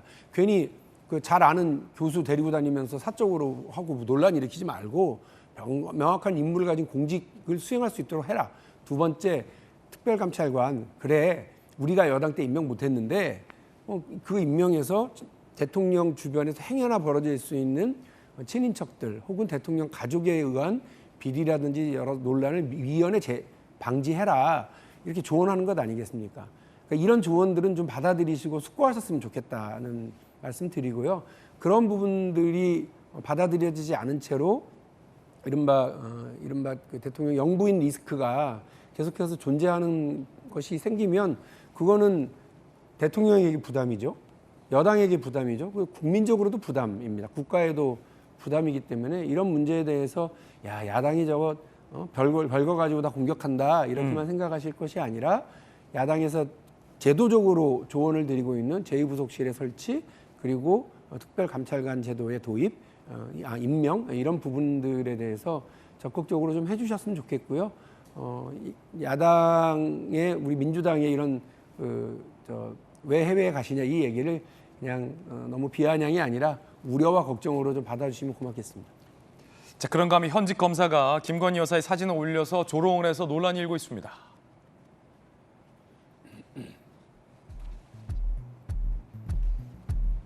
진혜원 검사, 줄리할 시간이 어딨냐, 줄리 스펠링은 아는지 모르겠다, 나오지도 않은 말 갖다 붙여서 기소했다는 글을 읽었는데 함께 안 줄리해서 그런가 보다. 프로스티튜트, 매춘부와 검사의 합성으로 추정된다 라고 지난 12일 SNS에 올렸는데, 자, 박성배 변호사님, 뭐 이게 어떤 의도입니까? 최근 그러니까 지난 8일에 이 검찰이 안모 씨가 김건희 여사의 과거 경력과 관련된 발언을 한 데 대해 공직선거법상 허위사실 공표 등의 혐의로 기소를 한 바가 있습니다. 이에 대해서 진혜원 검사가 비판 글을 올린 것으로 추정되고 있습니다. 자신 SNS에 줄리할 시간이 어딨냐, 줄리 스펠링은 아는지 모르겠다, 나오지도 않은 말 유흥주점을 갖다 붙여서 기소했다는 글 읽었는데 함께 안 줄리해서 그런가 보다. 아마 추정컨대는 유흥주점이라는 발언 자체는 나오지 않았는데 이 유흥주점이라는 발언 자체를 끌어들여서 기소한 것을 비판한 것으로 추정되는 대목입니다. 그리고 사전에 없는 영어 단어를 적시하기도 했었는데 이 영어 단어는 아마 매춘부와 검사의 합성으로 추정되고 있기도 합니다. 참고로 이 진 검사는 과거에 박원순 성추행 피해자에게 꽃뱀이라는 표현을 써서 정직 1개월 처분을 받은 바도 있고, 지난 재보궐 선거 당시에 박영선 후보에게는 우호글을, 오세훈 후보에게는 비판글을 써서 재판을 받고 있기도 합니다. 현직 검사예요? 공무원으로서는 상당히 좀 부적절해 보이고, 특히 매춘부라는 뜻의 단어까지 동원해서 이상한 합성어를 또 만들고 줄리 스펠링은 아니야. 뭐 표현의 자유가 있겠습니다만 공무원으로서 김소영 교수님 지켜야 할 선이 있는데 이런 표현을 하고 싶으면 공직의 옷을 벗고 나와서 자유롭게 하는 게 적절하지 않겠습니까? 굉장히 좀 부적절해 보이는데요. 어떻게 보세요? 사실 뭐 공직을 떠나서도, 공직을 그만두고서도 이런 말 하면 안 되죠. 예. 더구나 현직 검사인데, 현직 검사가 무슨 일을 하는 자리입니까? 어떤 인권 침해가 발생했을 때, 범죄가 발생했을 때 수사하고 그것을 처벌해달라고 기소하는 사람들이 검사잖아요. 사실 뭐 학력 위조나 표절 의혹 같은 경우는 충분히 어떤 근거를 가지고 의혹 제기하는 거는 전 있을 수 있다고 생각해요. 하지만 이거는 근거도 없고 뜬금없이 유흥업소 접객원이었다라는 그 의혹을 제기하는 것, 그냥 일반인이 제기해도 굉장히 이거는 여성 인권을 아주 처참하게 짓밟는 행위인데, 하물며 현직 검사가 이런 말을 자기의 SNS에 올린다면은 우리나라의 어떤 여성들이 자기가 이런 식으로 명예훼손 당하고 유린당했을 때 검사를 믿고 이거 수사해달라고 할 수 있겠습니까? 저는 너무 말도 안 되는 것 같고요. 사실 뭐 공직에 있으면 정치적인 중립성을 지켜야 된다는 얘기하지만 사실 정치적 중립성이라는 그런 고상한 단어를 이야기할 수준도 안 된다고 그 수준도 안 된다. 생각해. 그냥 이거는 검사든 아니든 일반인이든 이런 식의 공격은 절대 해서는 안 된다고 생각이 들고 SNS라는 게 뭐 본인의 개인적인 어떤 사견을 드러내는 공간이다라고 주장을 하기도 하지만 SNS는 누구나 볼 수 있는 곳이거든요. 그렇기 때문에 전시성이 있어요. 모두가 볼 수 있는 곳에 어떤 사람을 이런 식으로 근거도 없이 뭐 심지어 프로스티튜트라는 단어를 사용하면서까지 김건희 여사를 공격하는 것은 현직 검사로서는 도저히 상상할 수도 없는 일이다. 저는 그렇게 생각이 듭니다. 예. 자, 그러자 전효옥 전 의원이 비판을 했습니다. 잔인하고 참혹한 인격살인이 진행 중이다. 이 게시물을 올린 사람이 현직 검사라는 것을 믿을 수 없다라고 비판했습니다. 그런가 하면 민주당에서 추진하고 있는 김건희 특검법에 대해서 이걸 패스트트랙으로 처리하려면 한 명의 의석이 더 필요합니다. 이 키를 쥐고 있는 게 시대전환의 조정훈 의원인데 조정훈 의원은 김건희 특검법에 대해서 공개 반대했습니다. 이렇게 얘기했습니다. 제일 쪼잔한 게 부인 건드리는 거다. 퉁칠 건 퉁치자라고 말입니다. 들어보시죠. 여야가 합의를 해서 퉁칠 건 퉁치고 배우자 건들면서 하는 정치는 바람직하지 않다고 생각합니다. 제일 쪼잔한 게 저는 부인에 대한 정치라고 생각합니다. 조정훈 의원이 어떻게 해서 국회에 들어오게 됐는지를 좀 한번 되돌아봤으면 좋겠고요.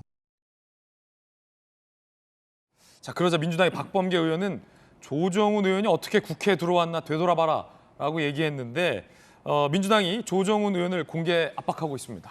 연이어 이런 보도들이 나옵니다. 강두구 의원, 남의 부인 공격이 좀스러우면 조국 안에 무차별 공격할 때 뭐 하셨나? 전용기 의원, 김건희 의혹 대충 퉁칠 일 아니다. 부끄럽지 않은가? 조 대표 측. 민주당에서 그런 식으로 나오니 조정훈 의원은 오히려 입장을 고수해야겠다는 생각이 강해진다라고 했습니다. 이양수 의원님 어떻게 보십니까? 제가 보기에는 조정훈 의원 말대로 좀 한다면 대한민국 정치가 다시 좀 이성과 상식을 찾아가는 그런 과정이 되지 않을까. 지금 너무 과도하게 됐습니다. 그 문재인 정부 시절에 그 갈라치기, 편가르기, 그 편을 나눠서 우리 지지층들의 지지를 확고히 얻어내서 그것을 가지고 국정 동력 삼아 정치를 하고 개혁을 하고 이것이 너무 국민들을 이분하고 양분화했기 때문에 이제 모든 그 예전에 금기시되었던 모든 수단을 다 동원해서 지금 정치를 하거든요. 이건 과연 정치라고 보기 어려워요. 거의 정글이나 다름없습니다. 예. 사실 국회의원의 한 사람으로서 여의도에서 가끔 있기가 숨쉬기가 어렵고 힘들 때가 많아요. 그래서 이렇게 너무 금도를 넘어서고 이런 것을 좀 지양하고 좀 그 조정훈 의원님 말씀대로 좀 여야 간의 대타협과 이런 것을 통해서 상식과 이성의 정치를 회복했으면 하는 생각입니다. 예. 자, 두 번째 이야기 전해드렸습니다. 이번엔 저희가 준비한 뜨거운 순서입니다. 오늘 매우 중요하고 핫한 소식들만 세 가지 엄선을 했습니다. 첫 번째 소식부터 살펴보시죠.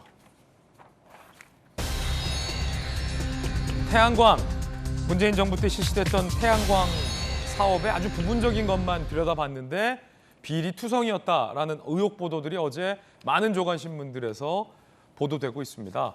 국민 혈세를 마치 눈먼 돈처럼 족족 갖다 쓴 사람들, 그리고 중앙정부에선 전혀 이에 대한 통제가 되지 않았었다라는 대목들이 연이어 보도되고 있습니다. 만약에 이걸 전체 다 조사한다면 그 비리 규모는 더욱더 커질 것이다라는 우려도 나오고 있습니다.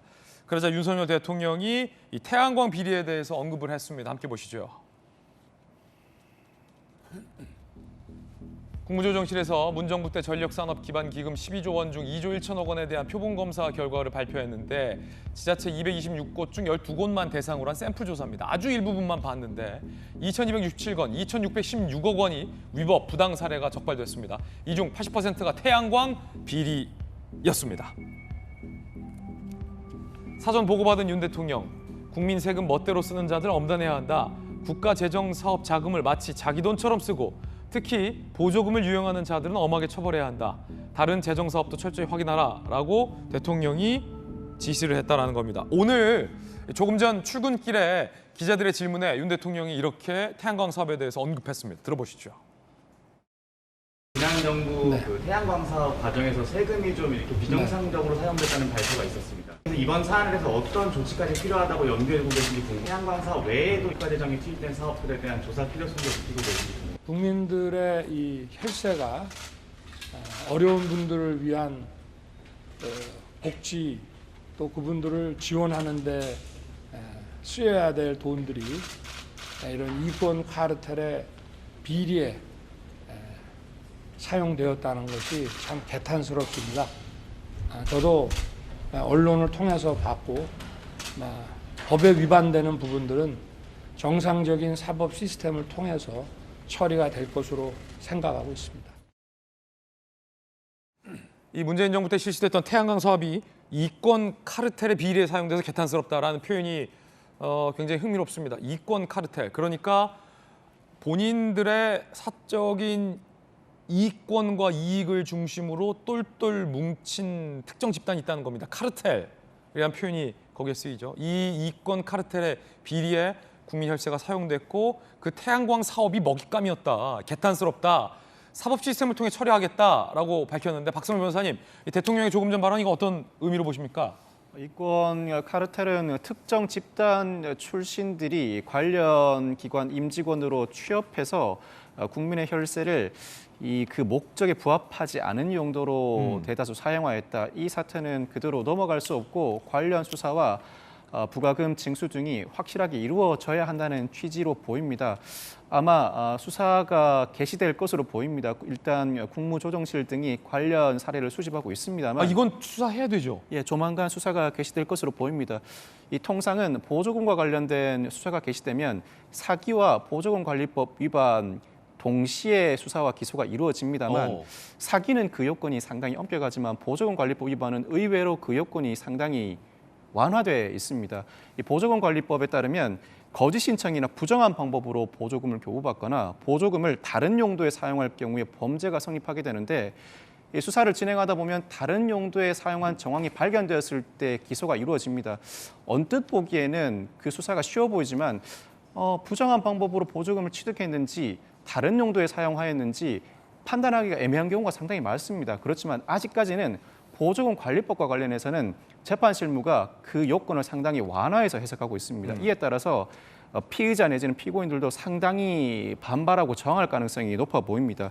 이 보조금 관리법 위반이 인정되게 될 경우에는 당연히 보조금도 환수합니다만 제재 부과금이라고 해서 보조금의 5배 이내에서 제재 부과금을 부과 징수하기도 합니다. 일종의 징벌적 손해배상인데 이를 통해서 국가가 보조금 관리법 위반으로 인해 잃게 된 상당한 손실을 보전받게 되는 것입니다. 그렇지만 이 손실을 보전받기까지도 상당히 지난한 과정과 상당한 시간이 소요될 것으로 예상됩니다.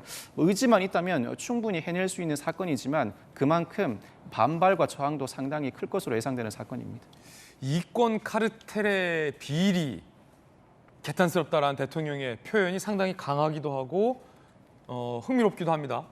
태양광, 문재인 정부의 태양광 사업의 그 예산, 나랏돈, 우리 혈세가 먹잇감이었다는 거죠. 이 이권 카르텔의 강력 형사 출신 수사 전문 변호사의 이야기에 따르면 특정 이 태양금 사업을 타겟으로 하고 이익자들이 관련 기관에 취업을 해서 자기들이 보조금을 집행하고 자기들과 관련된 이권 카르텔이 그 보조금을 따내서 태양광 사업을 하지 않고 딴 데 주머니에 챙긴 경우가 있는지 없는지를 적발해서 수사를 하면 보조금 관리법으로 처벌하기가 쉽다.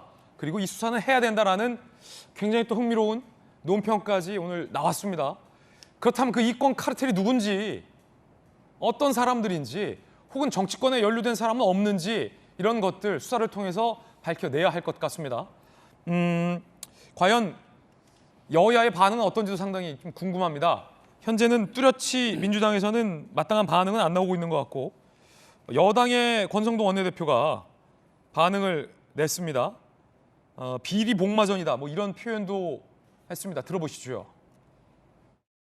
문재인 정부의 신재생에너지 정책의 이면에는 비리 복마전이 있었습니다. 전수조사와 책임자 처벌은 물론 과거 사례처럼 운동권, 시민단체로 이어졌던 태양광 사업 비리 여부도 조사해야 합니다. 무엇보다 보조금 따먹기로 전락한 신재생 에너지 사업을 전반적으로 재검토해 징벌적 환수 조치도 검토해야 합니다. 사실 그 한창 지난 정부 때 태양광 사업 붐이 있었습니다. 그래서 뭐 주요 아파트 단지에서도 태양광 패널 해라 해서 뭐 저는 절대 안 했죠.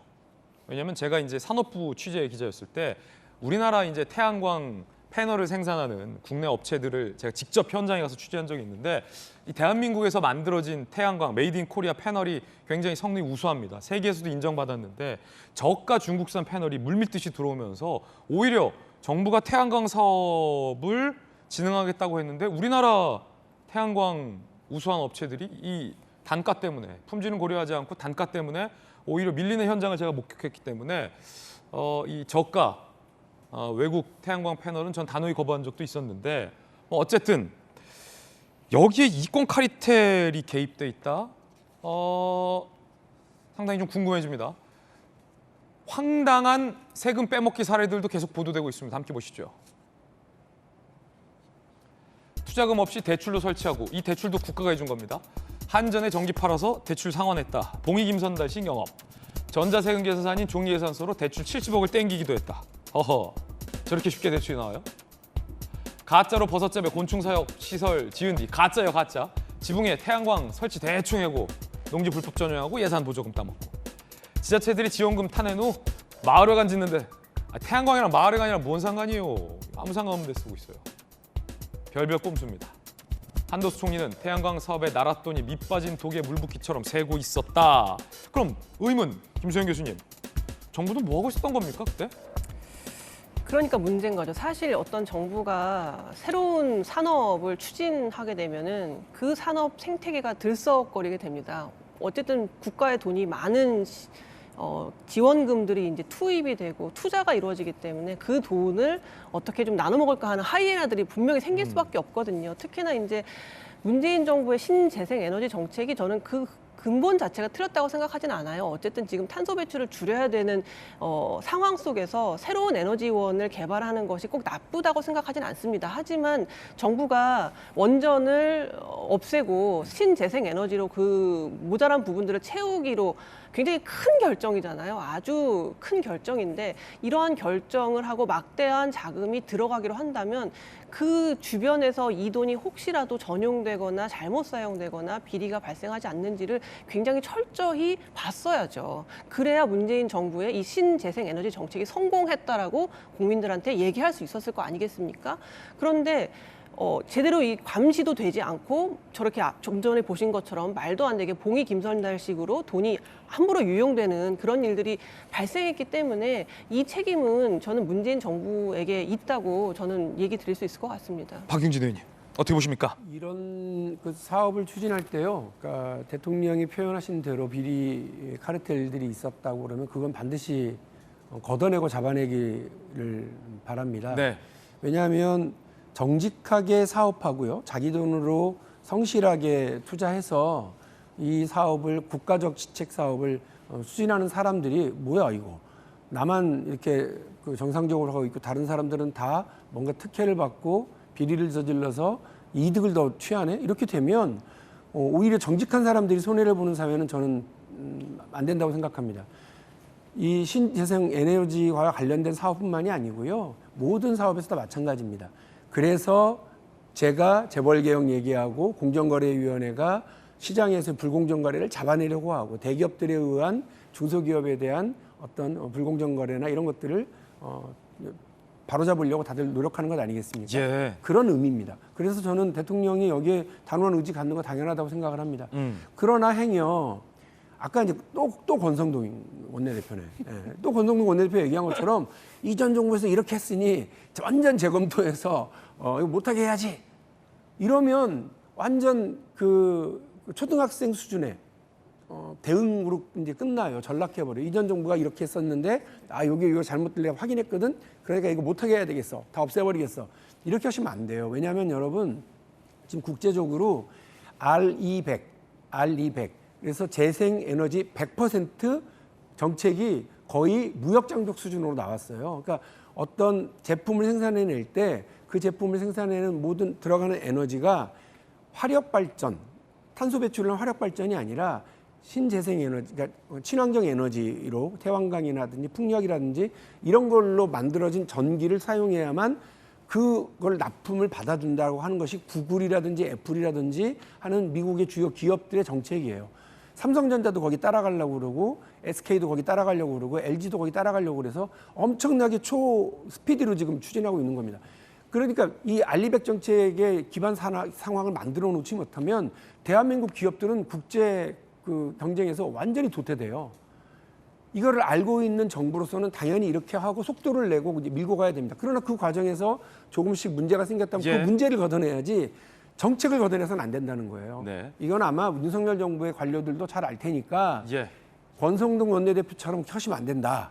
그 말씀 다시 드리고 약간 잘 분별을 좀 해주셨으면 좋겠습니다. 네. 오늘 그 박용진 의원의 타겟에 권성도 원내대표가 제대로 걸린 것 같습니다.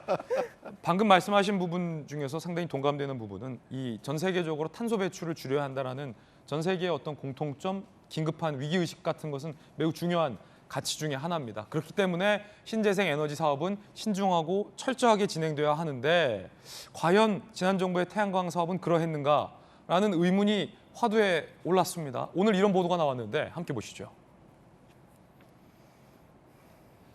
예산을 쏟아부었는데 그 태양광의 실제 발전 비중은 어떠할까? 뭐 중간 점검입니다. 이렇기 때문에 뭐 평가하기는 좀 아직 섣부를 것 같고 에너지 사업이라는 것은 시간을 두고 차근차근 전환해 가야 하는 거기 때문에 서둘러서도 안 되고 특정 에너지 사업을 말살하는 식으로 전개돼서도 안 됩니다. 그렇기 때문에 탈원전 정책이 문재인 정부 탈원전 정책이 비판받고 있는 이유기도 하고 신재생 에너지가 지금 정부에서도 끊겨서는 안 되는 이유기도 하죠. 양날의 칼 같은 겁니다. 문재인 정부 태양광 사업에 5년 동안 3조 8,446억 원을 투입했는데 태양광 발전소가 3배 증가했습니다. 수치로는 3배 증가했어요. 그러면 과연 에너지 발전량 비율은 어떨까? 3.8%에 불과하다라는 겁니다. 작은 글씨로 보면 태양광 패널, 앞서 제가 언급했던 부분이기도 한데 저가 외국 장비가 들어오면서 지원금을 사용하고 공급한 외국 기업들만 호황을 보는 사례도 이 과정에서 몇몇 보고되기도 하고 있는 것 같아요. 중앙일보 보도에 따르면. 자, 마구잡이 태양광 설치 후폭풍도 보도됩니다. 태양광 관련 폐기물이 15.8배, 시설 설치 위에 나무를 무리하게 베어서 산사태 유발 우려 등등도 제기되고 있습니다. 지난달 횡성 산사태 원인으로 태양광 시설이 지목된 바도 있었습니다. 자, 뭐 이런 거예요. 방금 박용진 의원 우려 들으셨는데 이양수 의원님은 어떻게 보십니까? 그 문재인 정부에서 초반에 너무 이 그 신재생 에너지 정책을 밀어붙이면서 많은 그 잘못된 점들이 노정이 됐습니다. 특히 이제 제도 부분에 있어서 법률이나 그런 법규에 이 뭐 태양광 한다, 신재생 에너지 한다 그러면 막 산에도 나무 다 깎아도 되고요. 그다음에 뭐 그 호수 위에 저수지 위에 그 패널을 설치할 수도 있게 만들어 버리고 아니 그 저수지의 90%로 패널을 설치하게 되면은 그게 저수지인가요? 그게 그러니까 뭐 그래서 농촌의 환경이 은빛으로 변한다 이런 두려움을 가질 정도로 자연 환경을 위해서 탄소 배출 저감을 위해서 신재생 에너지 한다 그랬는데 오히려 환경을 엄청나게 훼손하는 그런 일이 벌어졌고 그 와중에 중국산들이 무지하게 들어오는데 그 중국산 그러니까 중국만 이로운 일을 엄청 시킨 거예요. 우리나라 국내 업체가 아니고. 그리고 뭐 그 민주당 전 재선 의원이 공공기관 사장으로 가서 그 공공기관에서 아들한테 태양광 업체를 만들게 하고 그 공공기관에 공급하게 하는 그것 때문에 기소가 되고 재판이 벌어지고 그리고 민주당 지구당 위원장이 또 재판에 지자체와 결탁해갖고 태양광 공급하는 것 때문에 되고 그래서 민주당이 이거를 집권 세력이 추진하면서 집권 세력 사이에서 이걸로 돈을 벌어야 된다는 그게 상당히 퍼졌고 그걸로 인한 부작용 때문에 문재인 정권임에도 불구하고 수사에 들어갔던 사안들이 꽤 많습니다. 그래서 이번 점검도 사실 우리 정부에서 시작한 게 아니에요. 너무나 그런 문제가 많고 문제 제기가 많으니까 작년 9월부터 문재인 정부부터 시작한 것이 이번에 결과가 나온 게 저렇게 나온 겁니다. 그래서 이거는 전수조사를 당연히 해야 되고 이 바로 잡을 건 다 바로 잡아야 되고 그리고 저는 아까 이권 카르텔 얘기하셨는데 이것이 우리나라 국내 정치권과 해외 외국 기업 간의 어떤 카르텔이 있는지까지도 저는 깊이 들여다봐야 된다고 생각합니다. 다양한 이야기 들어봤습니다. 뜨거운 소식 함께하고 있습니다. 이번엔 두 번째 소식입니다. 함께 보시죠. 깜짝 놀랐는데 배우 오영수 선생님이 그 에미상 뒤풀이에서 거의 뭐 브레이크 댄스 수준의 댄스 실력을 선보여서 화제가 되고 있습니다. 함께 보시죠.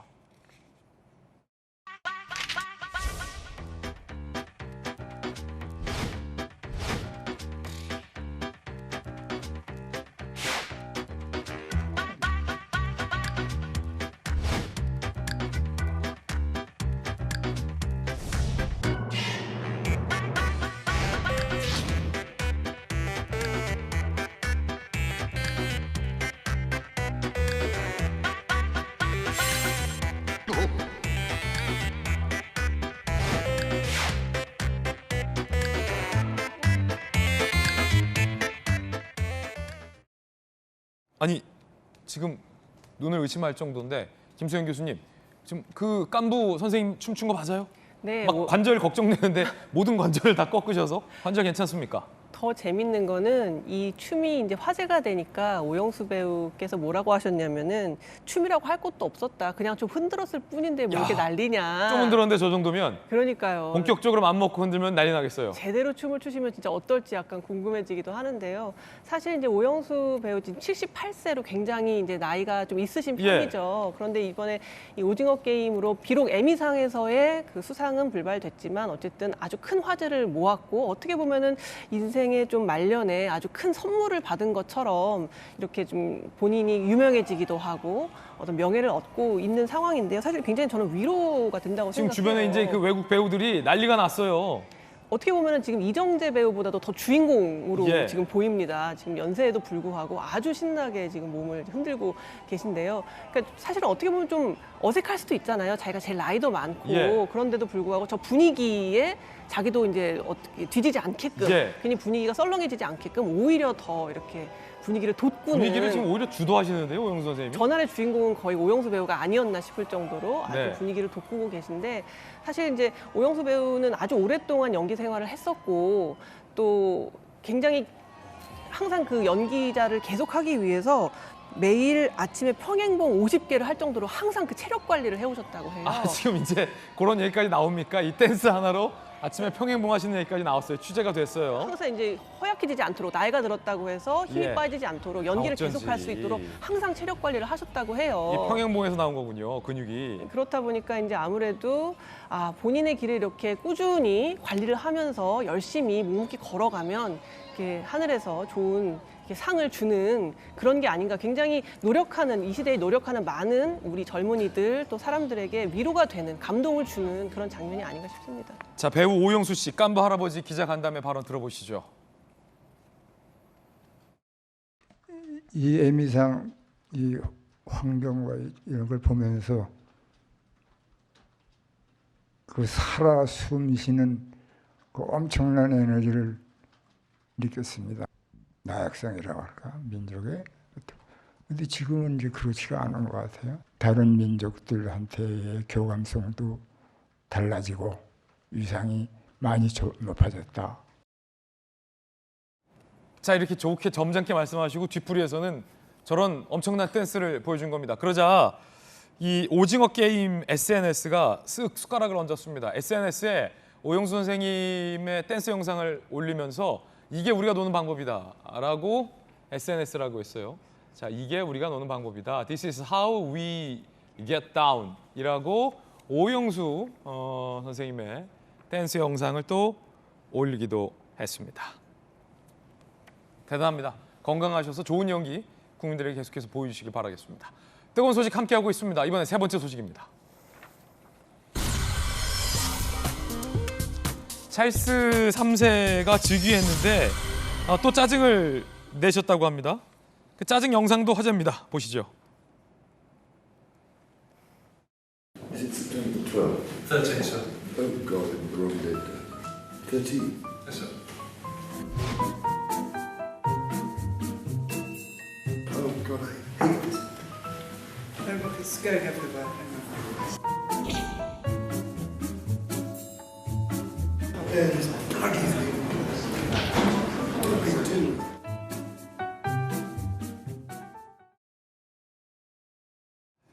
펜 잉크가 튀자 소위 짜증을 낸 건데 이 짜증이 이번이 처음이 아니라 논란입니다.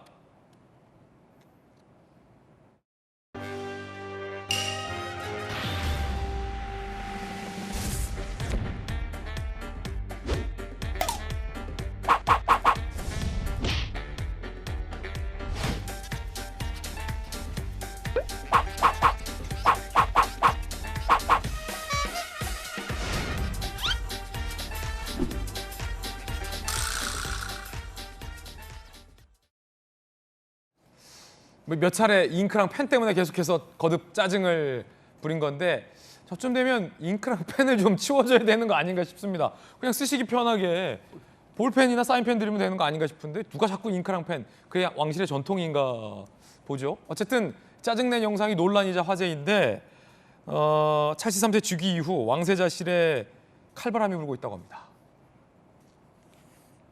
무려 100여 명의 해고 통보를 했어요, 박성 변호사님.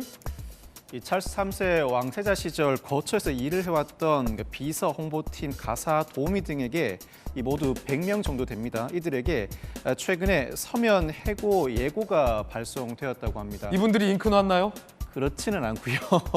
그랬을 수도 있겠다는 생각이 드네요. 네. 이 시기가 하필이면 엘리자베스 2세의 장례가 한창 진행 중이었고, 아, 장례 중에? 네, 이들도 이 왕세자가 왕으로 즉위하면서 밤낮 없이 열심히 일하고 있는 와중에 이 통보를 받게 된 겁니다. 상당히 격앙돼 있고 이들은 당연히 왕세자가 왕으로 즉위하게 되면 왕실에서도 일을 계속할 것이라고 기대했다고 하는데 해고 통보를 받으니 반발이 심한 상황입니다.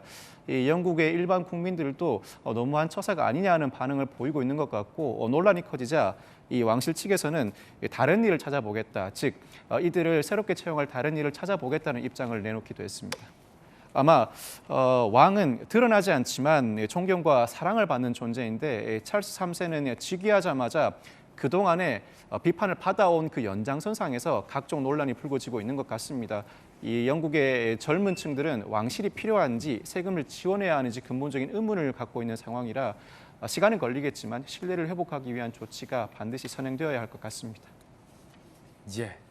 자, 왕세 기간이 너무 길어서 그런가 싶기도 하고 어쨌든 존경과 사랑을 받아야 하는데 조금 더 넉넉한 모습을 보여줬으면 하는 바람입니다. 이번엔 저희가 준비한 다음 이야기입니다. 국민의힘 상황 짚어보겠습니다. 이준석 전 대표가 어제 법원에 출두를 했습니다. 과연 법원은 이번에 어떤 선택을 할지 궁금합니다. 여당의 비대위 현충원을 참배했습니다. 정진석 비대위원장은 방명록에 의미심장한 말을 썼다고 합니다. 어떤 문구를 적었을까요? 견리사의 견위수명. 자 보시죠. 견리, 이익이 눈앞에 보이면 대의를 생각하고 견위수명, 위험이 보이면 목숨을 아끼지 말아야 한다. 나라를 위해 목숨을 바쳐야 한다라는 뜻인데요. 안중근 우리 선생님이 남겼던 유명한 문구이기도 합니다. 이준석 전 대표가 어제 법원에 출두했습니다. 뭐라고 얘기했을까요? 들어보시죠.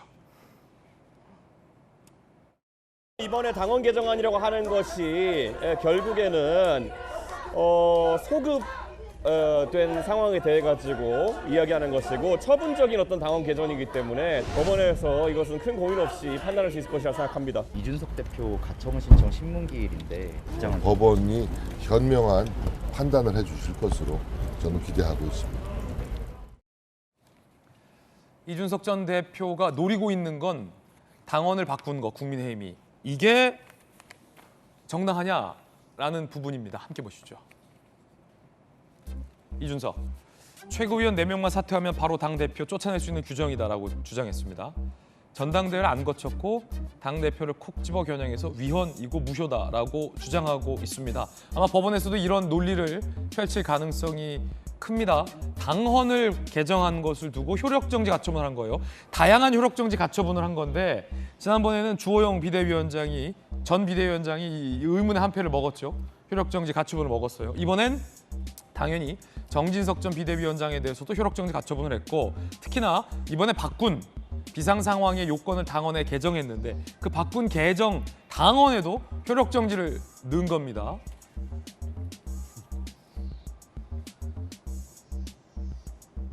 이준석, 정학당에도 학생은 학생, 언제든지 복귀 가능하다. 국민의힘 새 비대위 설치로 당 대표직 상실한 거다. 가처분 신청 자격 자체가 없다라고 얘기했습니다. 이양수 의원님, 이번에 바꾼 당원에 대해서 이준석 전 대표는 위헌이고 무효다라고 얘기합니다. 이건 당 대표를 콕 집어서 겨냥한 거다라는 게 이 대표의 주장인데 어떻게 보십니까? 글쎄요, 하여튼 당 대표였던 분이 당에 대해서 저렇게까지 할 수 있나 이렇게 보면서 이준석 대표한테 한때 제가 큰 기대를 걸었었는데 그 청년 정치에 대한 그 제 희망이 너무 사그라드는 것 같아서 제가 너무 가슴이 아픕니다. 지금 저희 당의 당원 당규는 모든 절차를 다 거치고 그다음에 상임 전국이 전국위원회까지 걸친 것이기 때문에 우리 당원들의 총알을 모아서 만드는 것이고요. 만약에 저것에 불만이 있더라도 저는 이준석 대표가 당원들이 이렇게까지 총알을 모아서 이렇게 진행한다면 하고 좀 본인도 거기에 따라주는 것이 좀 아름다운 정치 아닐까 하는 그런 아쉬움이 많이 들어요. 그리고 이제 법원에 저희가 가처분을 기다리고 있는데 지금 이준석 대표가 자꾸 법원에 무언가 기대해가지고 정당 정치의 자율성을 해치려 하는 모습에 이준석 대표의 행동도 잘못되었다고 좀 보여지고요. 그리고 법원도 먼저번 판결처럼 정당의 자율성을 해치고 마치 법원이 판사가 진리다, 진리는 내가 결정해 줄게 하는 방식으로 되어서는 안 되고 집단지성과 그리고 정당의 자율성이 제대로 존중될 수 있도록 특히 당원들의 의사가 잘 존중될 수 있도록 제대로 된 판결이 나와주길 바랍니다. 예. 법원 판결이 너무 정치에 많이 관여하면 삼권 분립 체계 자체가 위태로워집니다. 그거를 이번에 법원에서 재판부에서 잘 판단해 주시기 바랍니다. 이준석 대표와 전주의 비대위원이 어제 서로 다른 발언을 내놨습니다. 어떤 발언이었는지 격돌인데 들어보시죠. 소송 지연을 계속하면서 의도하는 바는 경찰 조사라든가 추가 윤리 징계라든가 등을 통해서 이 소송의 본질과 다른 방식의 어떤 목적을 기도하고 있는 거 아닌가. 이준석 당대표 현재 당원권이 정지입니다. 당원 당규라는 것은 이제 당원들에게 적용되는 헌법과 같은 그런 존재이기 때문에 이 당원권이 정지되어 있는 사람이 효력 정지를 구할 당사자 적격이 없다. 효력 정지를 구할 당사자의 자격이 없다라고도 얘기했습니다. 그런가 하면 정진석 비대위원장은 이준석 전 대표가 처음부터 윤석열 대통령을 별로로 여겼을 거다라고 주장했습니다. 정진석 비대위원장, 윤 대통령 정치 대비 첫 기자회견 때 의원들 동원했는데 이준석이 의원들 동원 말라. 거기 나가면 불이익 받는다라고 막았다. 처음부터 윤 대통령을 마음에 안 들었을 수도 있다. 내가 달걀이냐 품게라고 하던데 품다가 또 깨질까 봐라고 비판을 했습니다. 정진석 비대위원장과 이준석 전 대표는 장외 여론전도 치열히 벌이고 있습니다. 정진석 비대위원장, 대선 당시 이 전 대표의 젠더 갈라치기와 압승 호언장담은 아쉬운 부분이다라고 비판을 했고요. 이준석 전 대표는 1열 비대위 쓰러지니까 2열 비대위 나왔다. 비대위 뒤에 기관총 들고 누군가가 있다라고 또 비판을 했습니다.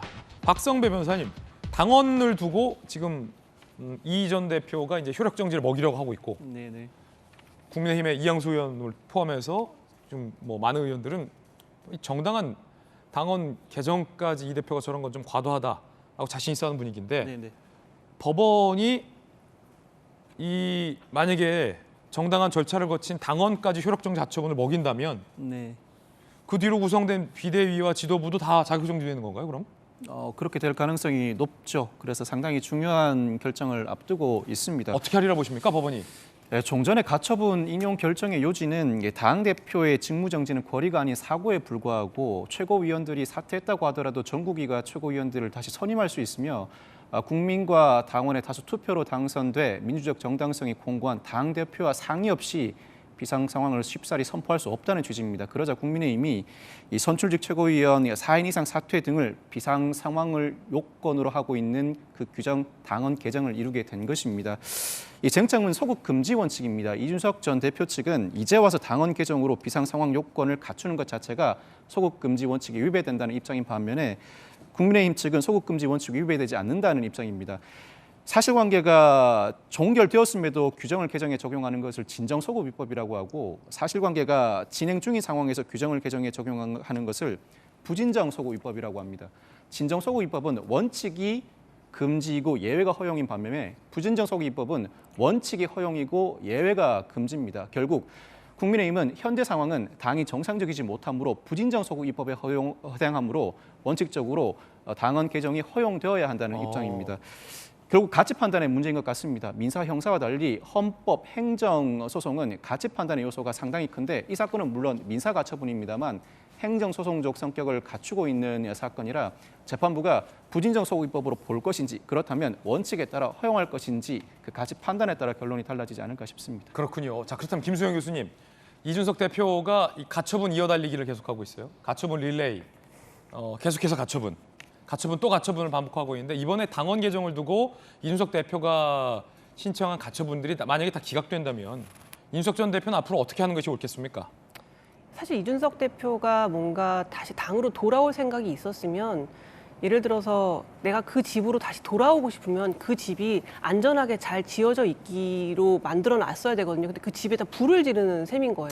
이거 불 지른 거라고 보세요. 그렇기 때문에 돌아올 수가 없는 거죠. 어떻게 보면 자기가 정말 돌아오고 앞으로 국민의힘을 위해서 나아가고자 한다면 그 집이 잘 운영되도록 해놓고서 밖에서 떠들어야 되는데 사실은 그 당초에 비상 상황이라고 얘기됐었던 그 상황 이후에 해당 행위를 너무 많이 한 겁니다. 뭐 말도 뭐 너무 많이 했고요. 뭐 국민도 속고 나도 속았다. 뭐 별의별 말들 다 했잖아요. 그렇다 보니까 사실 이준석 대표에게 고마운 마음이 있었던 의원들도 대선에서 이겼던 것이 어쨌든 이준석 대표의 공이 있다라고 생각했던 의원들마저도 다들 떠나고 있는 형국이거든요. 아무도 같이 정치를 하기가 너무나 어려운 사람이 되어버린 거예요. 일종의 천덕꾸러기처럼 되어버린 거예요. 그래서 이준석 대표를 지지하는 사람들이 분명히 있겠죠. 하지만 같이 일하고 싶어하는 사람이 더 중요하지 그냥 팬층에서 지지하는 사람이 있는 것과 같이 스태프로 일하고 싶어하는 사람이 있느냐 없느냐는 정말 다른 문제거든요. 그렇기 때문에 지금 이준석 대표는 거의 뒤를 없다. 내 뒤는 없고 그냥 앞만 보고 가고 있는데 사실 다시 누군가와 합쳐서 이렇게 정치를 하고 사람들의 마음을 얻고 하는 일을 과연 다시 할 수 있을까? 도대체 후위를 도모하고 있기는 한 건가라는 생각이 들 정도로 저는 너무 막 나가고 있다 그런 생각이 듭니다. 김수영 교수님 의견까지 들어봤습니다. 자, 저희들은 60초 광고 보고 다시 돌아오겠습니다. 잠시 후에 뵙죠. 네, 오늘 아침 저희가 준비한 소식 모두 다 전해드렸습니다. 저희들은 내일 아침 8시 50분에 더욱더 풍성한 소식과 시원한 도직구 들고 인사드리겠습니다. 오늘 하루는 분명 어제보다 나을 겁니다. 좋은 하루 되십시오. 고맙습니다.